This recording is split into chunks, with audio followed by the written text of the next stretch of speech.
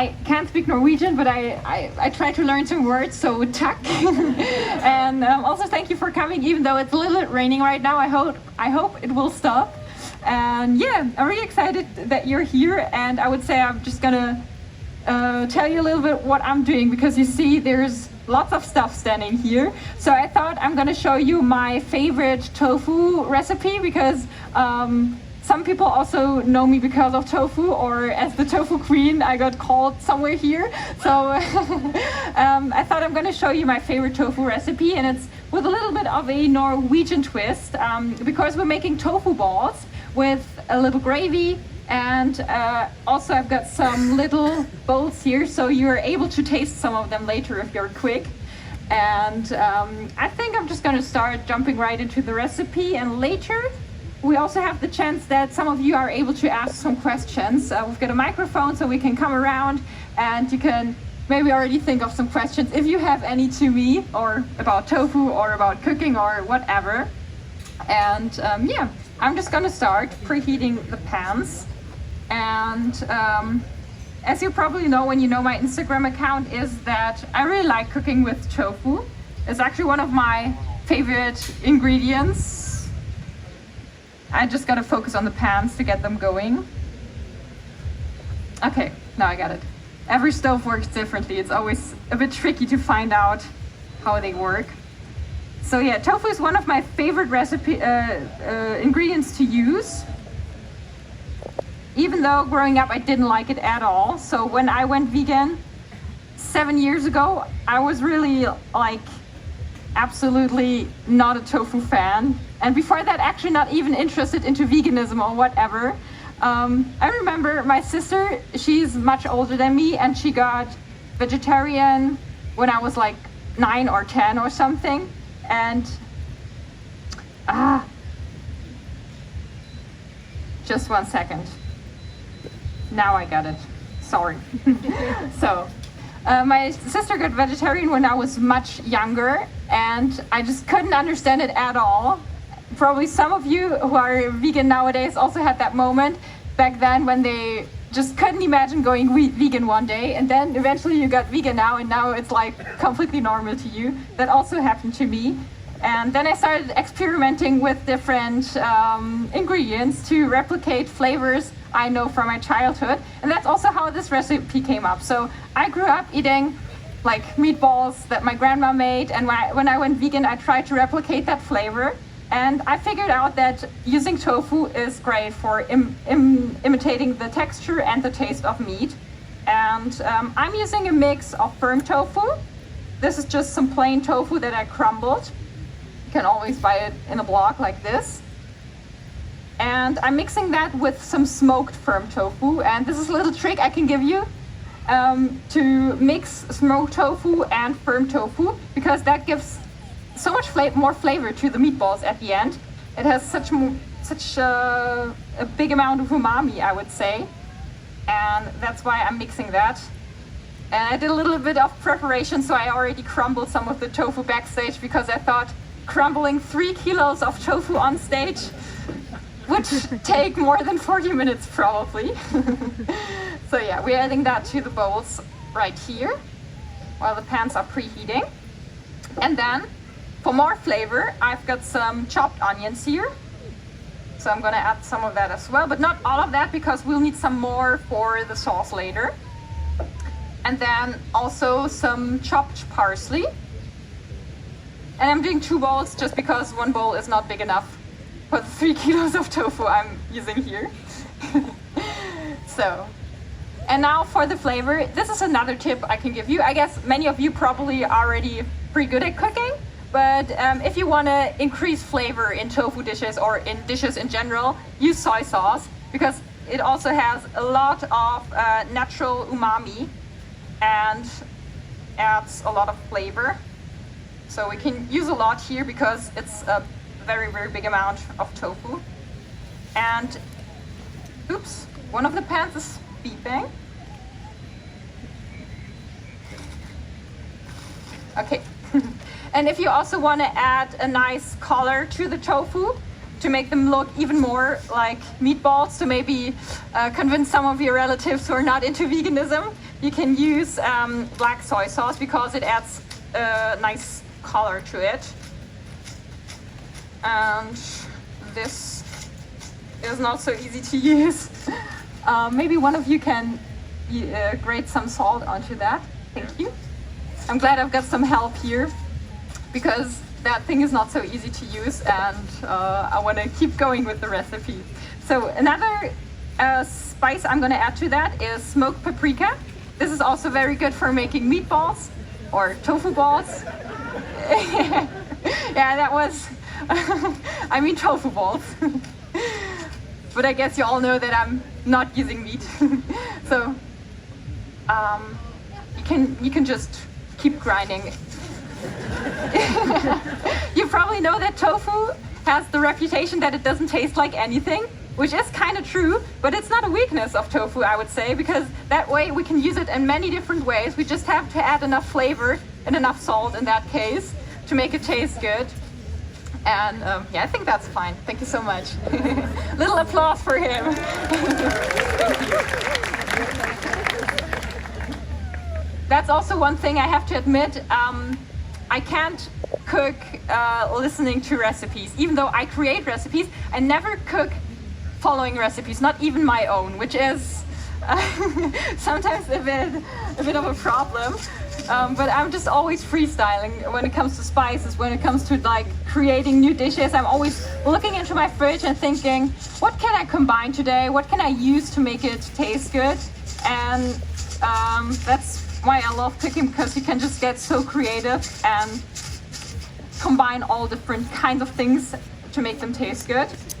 And now we're gonna add some mustard to that as well, because this is inspired by my mom's meatball recipe, and she always puts some mustard into it. I don't know why, but I just started doing that as well with my tofu balls, because I thought then it tastes a bit more like what my mom made when I grew up.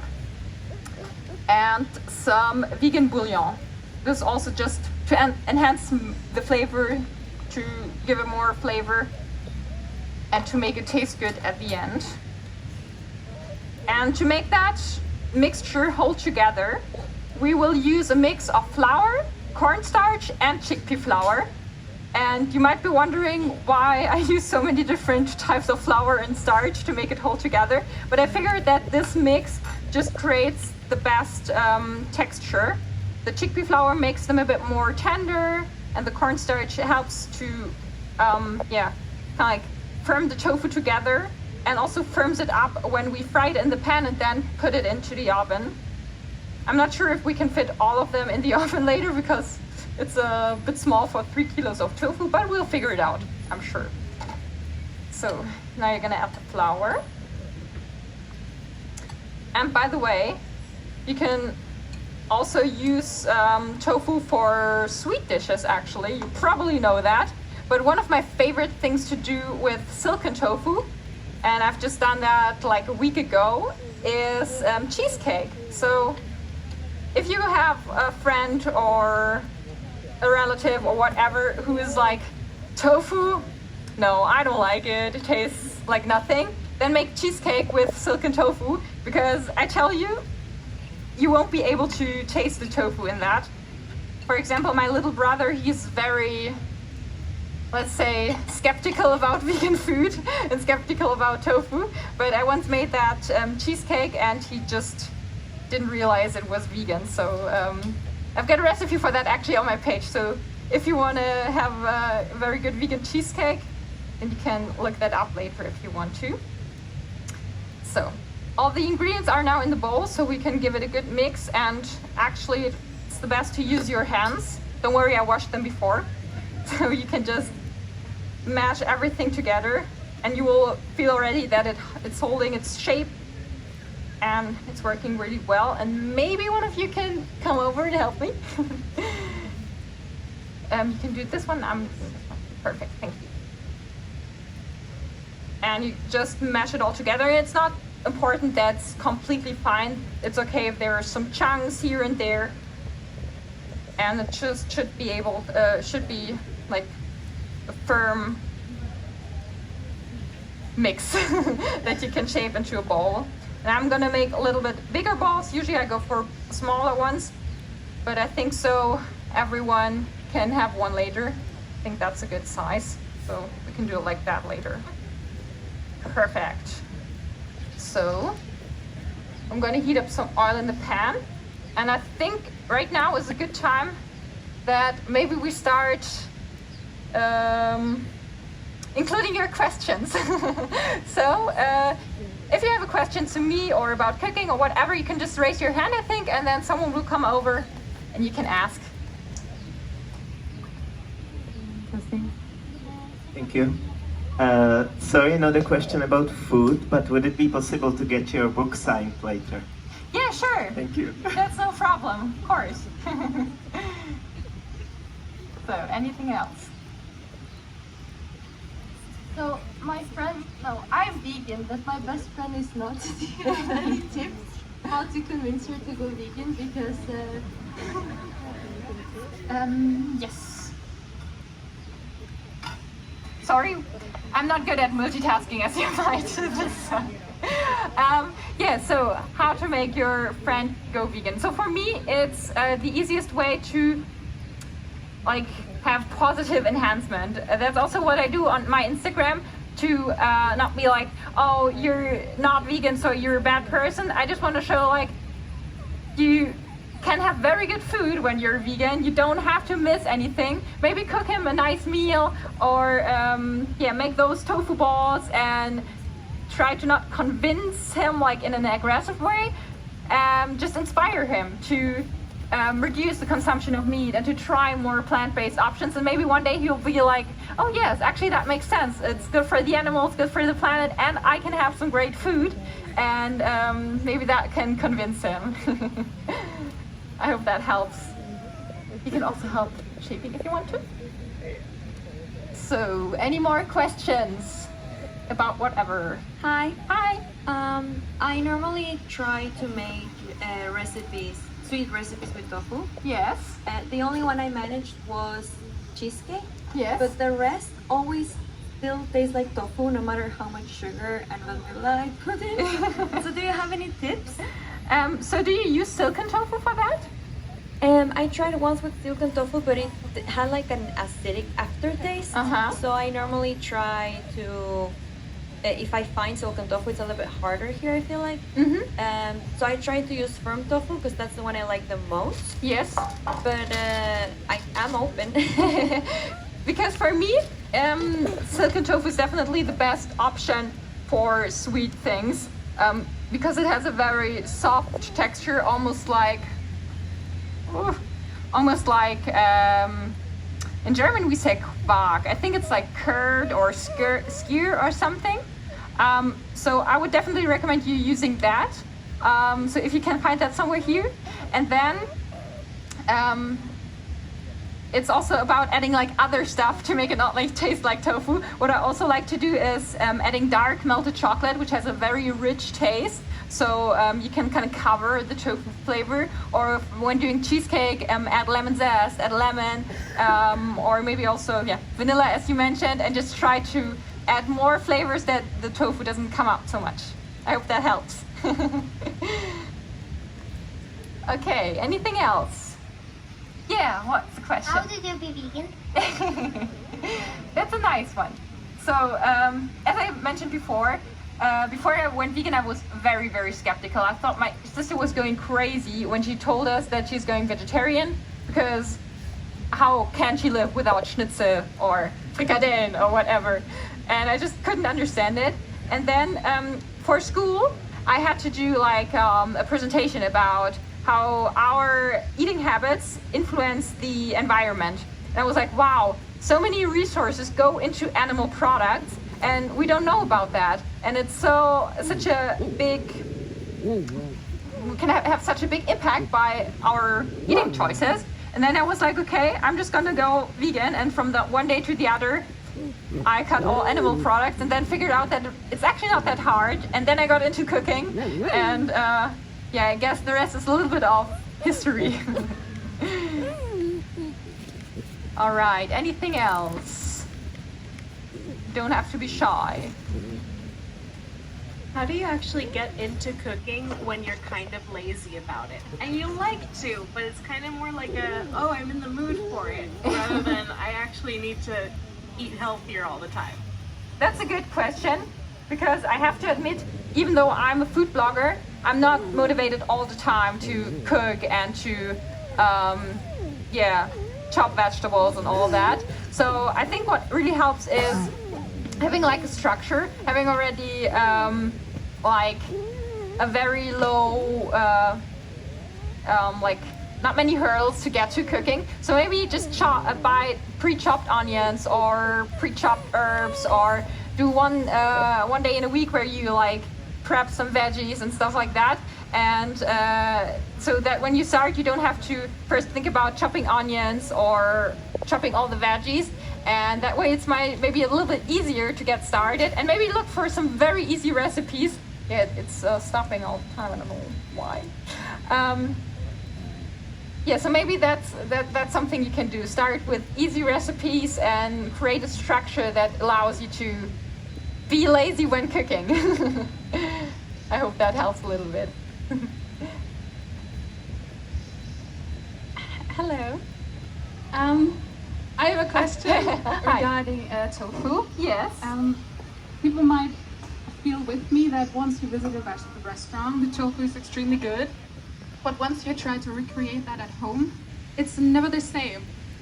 With making tofu taste especially good at home, do you have an advice for how to achieve like restaurant quality tofu dishes at home? Yes. So, as I mentioned before, I love cooking with tofu, and there are some tips and tips that I can give you that really help making delicious tofu. So tip number one is either crumble it into a mixture like this, because then you're able to add a lot of flavor to the tofu, and it just has a lot of flavor because the mix is seasoned. And another advice I can give you is baking or air frying the tofu before using it, because then the texture changes and it becomes really meaty, and it's really great for sauces. It really absorbs sauces really well, and that way you can just have like a very nice tofu experience. For example, a very, very simple thing you can do when you're really new to cooking with tofu is to put tofu in the oven for like 15 minutes and make a very simple sauce with soy sauce, vinegar, and agave, and then put the tofu in there after baking, and that's like a very nice Asian-inspired tofu with not a lot of effort. So maybe that's something for you. Okay. Pans are a little bit tricky to use, I have to say. They don't want to work all the time. We have a question over here. Yes. Hi. Hi. I enjoy baking very much, but I have some struggle with replacing eggs sometimes. Yes. I use aquafaba the most. Yeah. But do you have any replacement that you use more than the other? Well, I gotta say, replacing eggs is probably the trickiest thing to do when baking or cooking vegan food. So it really depends on the purpose of the egg in the recipe. So when it should be fluffy, I also use aquafaba because you can really imitate that egg white thing. But when it's about binding and holding together ingredients, I rather use, it's raining quite a lot. I rather use applesauce, or mashed banana also works really well for that. And in sauces, to thicken them, you can use a mix of cornstarch and water. So a little cornstarch slurry works very well for that. And I think that's like the couple of things I use. And for scrambled eggs, you can use tofu. as in many cases, tofu is always a good choice. I have a question. Yeah. What is the recipe which recipe do you feel more proud to replicate? Sorry, I didn't quite understand you. Which recipe do you feel more proud to replicate? Like something from home, or when you were a child? So there's one thing I'm really proud of. It's called Kaiserschmarrn. So it's an Austrian-German dish. And basically it's a very fluffy scrambled pancake. And it's pretty hard to make vegan because one of the main ingredients is egg, and it's very fluffy because of the egg white. So I had definitely a few trials and errors until I figured out that I can use aquafaba for that. But if you want to make something fluffy with aquafaba, you have to add baking powder and cornstarch to add some more stability to that. And it took me quite a few tries to figure that out. And then for the binding part, I took applesauce, as I mentioned just a few minutes ago, and then it worked after like 5 trials, and then I was really proud of that because my brother also liked it. So that was a big win. Okay, we have a question here to your left. Over here. Yes. Hi. Hi. I'm just wondering about your career. Like, when did you know you wanted to be a content creator, and what are the biggest challenges that you face? I'm sorry, I didn't quite understand it. Like, when do you want to become a content creator? Oh, okay. And what are your biggest challenges? That's a nice question. So, I started doing blogging when I started being vegan because I wanted to show like my family that vegan food can taste good. But the thing is, I grew up in a very small town in Germany, and there were not many vegan options. So I had to come up with recipes to have joy myself. And at first it was just a like thing for myself to show like a little bit the others what I'm doing, but then eventually I was like, maybe this could be something. And I just wanted to use my time that I was going to school for something meaningful, and I wanted to show like the world that being vegan and eating vegan food can be delicious, and it's nothing where you have to like cut a lot of things. It's beeping all the time. So then I decided I'm just gonna start. It was not a lot of thought. I didn't think a lot about my decision. I just started, and then over the time the account grew, and that's it basically. Okay, so I have one question. I'm over here. Yes. Hi. So plant-based diets can sometimes be really tough on the stomach with a lot of fiber, and for instance beans. Do you have any tips on that? How to like get used to it or regulate it? Yeah. Yes, that's a good question. I guess it's about starting slow and then like slowly increasing your fiber intake and your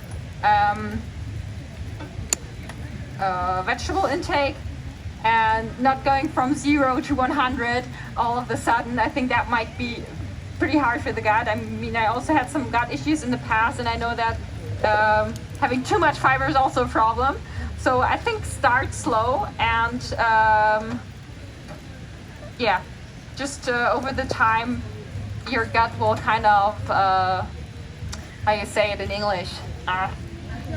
Adjust. Perfect, thank you. Yes. Hi. Hi. I was wondering if you have any new obsession in terms of like if you have discovered a new technique or anything related to, when I discovered the agar-agar, I used it everywhere. I was wondering if you are obsessed with anything right now. Yes, so since I think last year I have a very, very strong obsession with vegan yogurt. So I love adding yogurt to also savory dishes. Just some plain unsweetened soy yogurt. It just makes everything kind of like fresh, and I just love it. So I think that's my guilty pleasure or obsession. Hello. Hi. When you're cooking with friends, other people, do you have some advice on how to make it even more fun or entertaining? Well, my number one tip would be create a nice playlist. So music always helps like make it more fun. And one thing I did with my family was that we made like a multiple course dinner, but every person was responsible for one course. So I did the starter, so I looked up a recipe and then made it myself. And then my mother did the main and my dad the dessert. And that was pretty fun because we didn't know what everyone else was doing. And at the end we had like a mix and match table. So maybe that's something that you can do with your friends. Hi, does it work?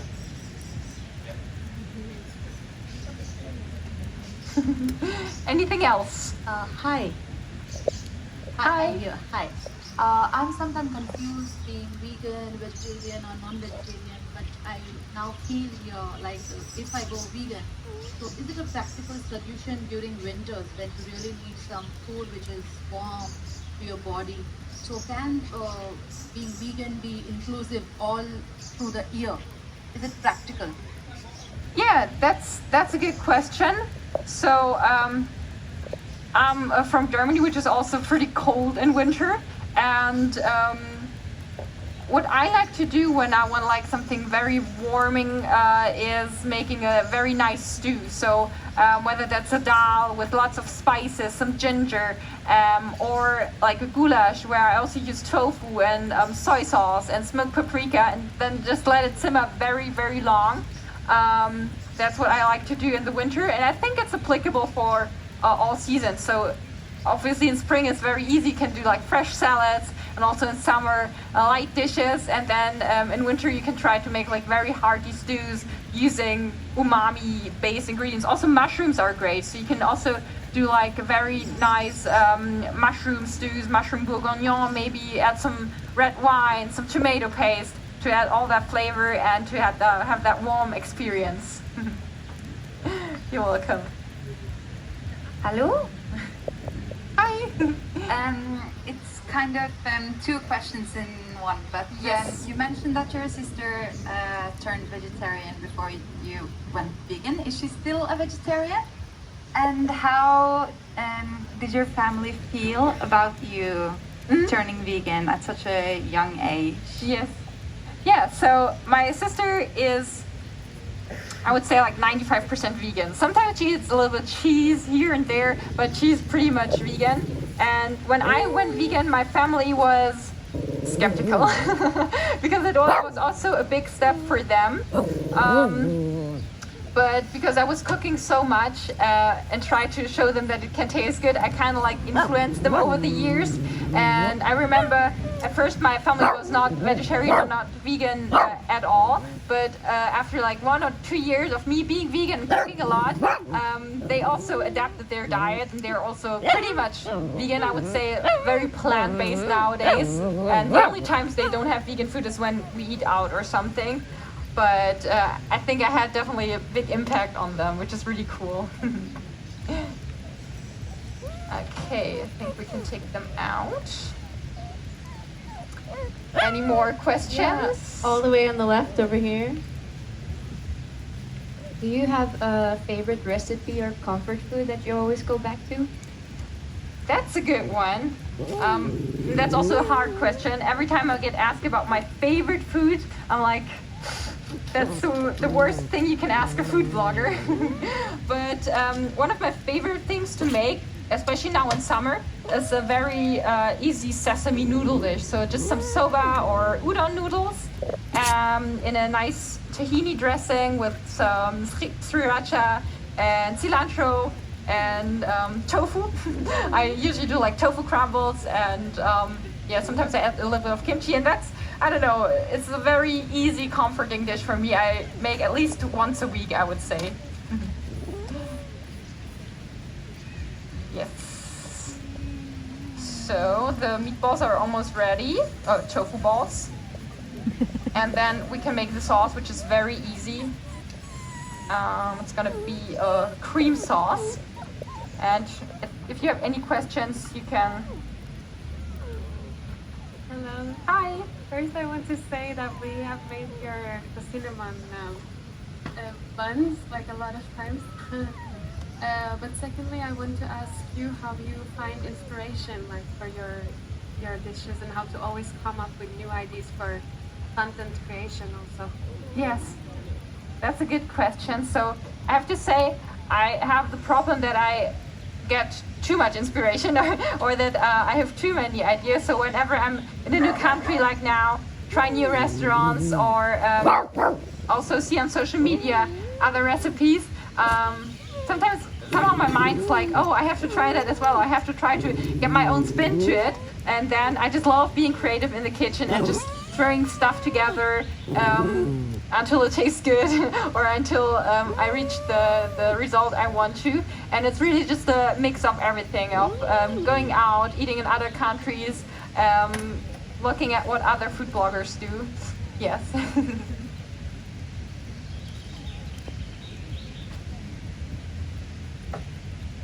Okay, in the middle. Yeah. Hi. Hi. I'm trying to work out a lot and get enough protein, but how do you have any tips how to do that without getting any milk products? Yeah, so obviously tofu is a great thing, but also I use some vegan protein powder. That's also a great way. Just 1 or 2 tablespoons a day can increase your protein intake already by like 10 or 20 grams. And just try to have, with every meal you have, one source of protein, whether that's tofu or beans or a mix of both. And that's what I always do when I cook. I try to have like a veggie source, some sort of grains or carbs, and some sort of protein. And when you focus on that, it should be quite easy to like hit your protein goal. Especially for us women, it's a bit easier than for the men, which are usually a bit bigger. So I hope that helps you a little bit. Great. Hi. I'm here.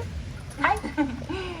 I just want to ask you about tempeh, like how often you cook with it, and also how you make it taste good, because it has quite an intense taste. Yes. We have some troubles with it. Yeah, I understand. I had a hard time liking tempeh, so it took me a few years to like it. But now I figured that number one, cooking it, boiling it before you use it in salted water for like 10 or 15 minutes can reduce the bitter flavor it has sometimes. And I have to say, tempeh loves oil. So if you fry it in enough oil, it's also very nice, and it's very it has then a very nice nutty flavor, not that bitter flavor it has sometimes. And also the same goes for tempeh as for tofu. Add nice sauces, have a nice peanut dressing with it, and just incorporate it in dishes. That really helps. And oh, can we like pepper? It's planned.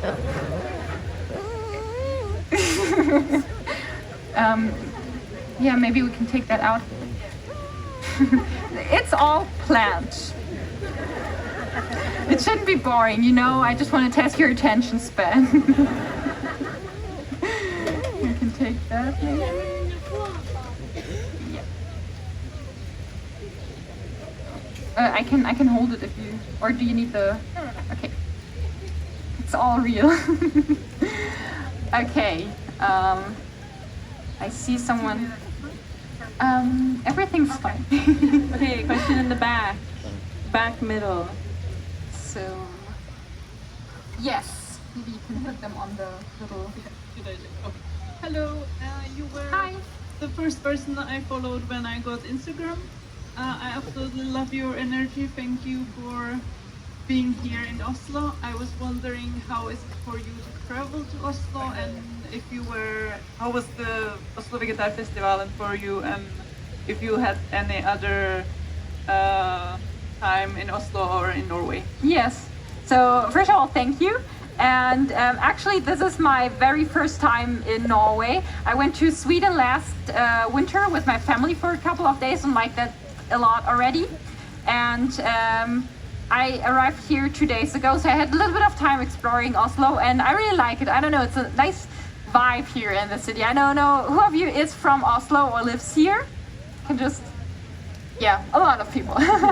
So you probably understand what I say, that it's just a chill city. It's a cool vibe here and lots of good cafes, great bread, great pastries, also vegan pastries. So I definitely enjoyed my time here so far, and I'm gonna leave with a crying eye. And I think it's not gonna be my last time. Also, the festival here is really cool. It's so empowering to see so many people with the same mission and being interested in the same thing. It makes you feel so, yeah, not alone with your mission and with your mindset. And I think that's just a very, very cool thing to see. So I really like it. Thank you all for being here. Hi. Yes. We're here.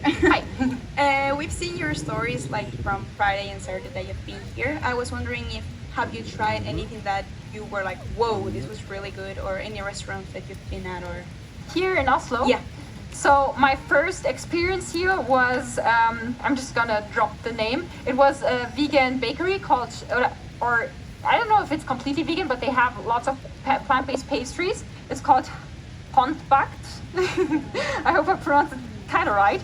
And this was very good. I had a kanelbolle there, thank you. And it was very, very good. Yesterday we ordered pizza and they also had vegan options. And it was called Jungle Pizza. That was also very nice. So that's what I can recommend you so far. Okay, another question all the way on the left. Yes. Again, over here. Hi Mara, do you have any dream projects for the future? Any products? Dream projects for the future. Well, we tried a lot in the past, and right now it's a little bit, we try to sharpen our focus on something. That's why there's nothing big planned so far. I want to focus on YouTube a little bit more, because I feel like it's a very nice place to interact more with the audience and to have maybe a longer lasting impact. And my dream still is to eventually launch like maybe my own food product, so that you don't have to cook my meals if you're feeling too lazy. You can you can just buy them in the supermarket. And yeah, I think that will still take some time because it's a big thing, but that's maybe in like 10 years time. We have one question from the young man in the front here. Huh? Okay. One question here in the front from down there. Yeah. Yes. Hi. Hello. What's your favorite sweet? My favorite treat? No, sweet. Sweet. Okay. Good question, because I love sweets. So I'm a chocolate girl. So I don't really like gummy beers, but chocolate is definitely something you can get me with. Especially in Germany, we have we have chocolate fruits in the freezer section of the supermarkets, and that's my guilty pleasure. Sometimes they go with pistachio, and that's, I would say, currently my favorite sweet treat. Then we have a nice sauce, put that on the meatballs, and we're done. So you have a few more minutes to ask me something. So right here in the middle.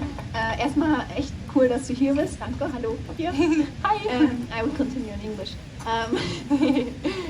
So a lot of times when I get home from work, I feel really exhausted, but I still want to cook something. Yes. So I wanted to ask you, yeah, maybe your favorite dish that's very quick and also like low effort when you really don't feel like cooking, but you know you should be. I like that question. So one thing I like to do when I really don't have a lot of time, or also don't really feel like cooking, is just taking a pot, throwing in some rice, some veggies on top, and some tofu, and putting in veg stock until it's enough that the rice cooks. And then I put it on the stove and wait until the rice is cooked. So it's just like cooking rice, basically, with things on top. And in the meantime, you can make a sauce. I like to do peanut sauce, but you can use literally anything you want. You could even use a store-bought sauce, and then put it on top of the rice. And then you have a nice healthy meal, and it's really, really low effort. Okay. I think I might switch to my pot here. Because the pan's getting too small. One more question to your right. Other side. Yeah. Yeah. Hi. I have a question. What was the hardest non-vegetarian, non-vegan meal to replicate into the vegan one? That's a good one. So I mentioned Kaiserschmarrn before. That was definitely a big challenge. But as I mentioned, I come from Germany, and we do a lot of barbecuing in the summer. And where I'm from, it's also very popular to do steaks on the grill. It's called Schwinken. And doing that vegan is very hard because it's a very unique flavor, very unique smokiness you can get there. But also there, I tried different things, and at the end, I found a good spatula. And at the end, I found a nice twist. But I think in general, like very meat-based dishes are hard to do vegan. And that's also one thing. I'm not always trying to necessarily replicate the flavor or the texture of meat. I just want to make food that tastes good, and that's just vegan by accident, and that people don't really feel like they're eating something vegan now. They don't think about, oh, this is not meat or whatever. It just should be a nice experience for them. Okay, so I'm flavoring this with some nutmeg and also some veg stock. Soy sauce also in here again. And also I'm gonna add some mustard to the sauce. And then I'm gonna bring that to the boil, and because of the flour it will thicken. And then we're pretty much done here. Unfortunately this pan stopped working, but I think we got quite a lot of meatballs. So if you're quick, I think we will hand them out there, so. Okay, one more question in the middle. Yes. Hello, Maya. I just wanted to thank you for your big inspiration. I've watched your program, your TV show, recently launched on ZDF, and because now you got many questions about your replicas of meat dishes, I would like to mention that it made a very big impression on me when you replicated the favorite dishes of this famous German football player. Yes. Are you planning on making more episodes of this show? First of all, I'm really happy to hear that you enjoyed it. Thank you. And yeah, that's definitely, I would like to do more. I just like being in front of the camera.